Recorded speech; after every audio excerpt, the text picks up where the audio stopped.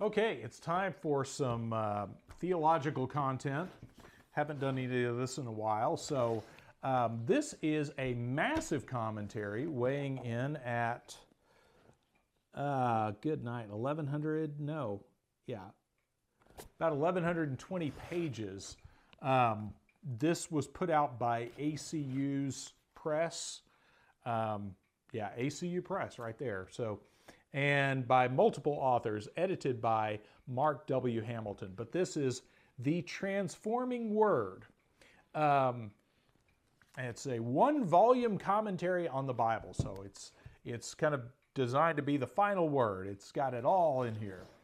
But an interesting thing, and I had someone told me about this, and I got to digging into it, and it's pretty crazy because this is kind of like the ACU's equivalency of the Scofield Bible in a way.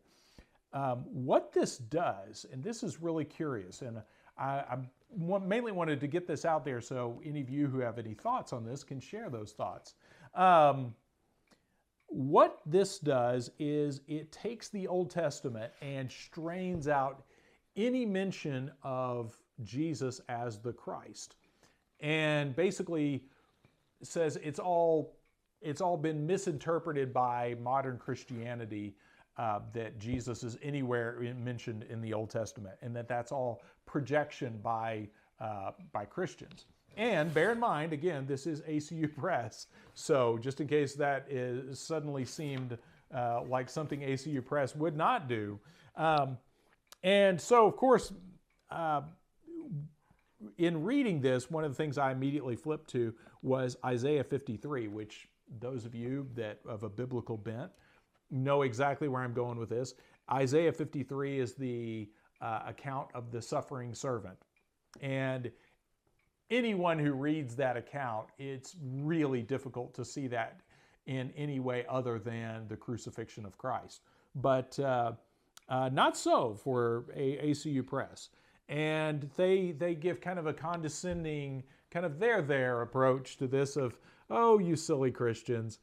And as a side note, it's kind of funny to me, anytime my BS alarm goes off, anytime authors are using, instead of BC for, before Christ and AD after death, is anytime I see that or is as abbreviated as Common Era or before Common Era, I'm always like, oh yeah, we're about to get a steady diet of BS here.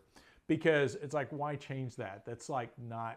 That's just what we've been calling it for hundreds of years.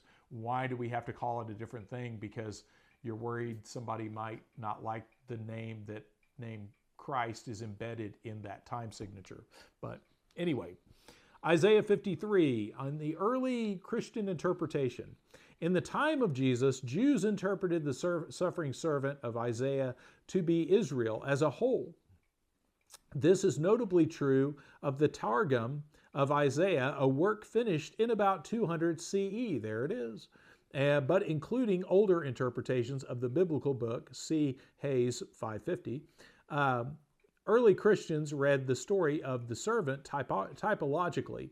Since Jesus took on many aspects of Israel, it was fitting that his career as the suffering servant par excellence should be interpreted in light of the beautiful images of Isaiah. Whatever the original intent of the chapter, it became an ideal portrayal of the one who died so that we may live. And there's a lot of stuff like that, and I've dog-eared a few examples like Psalms 22, and of course we're warned about the dangers of anti-Semitism in here.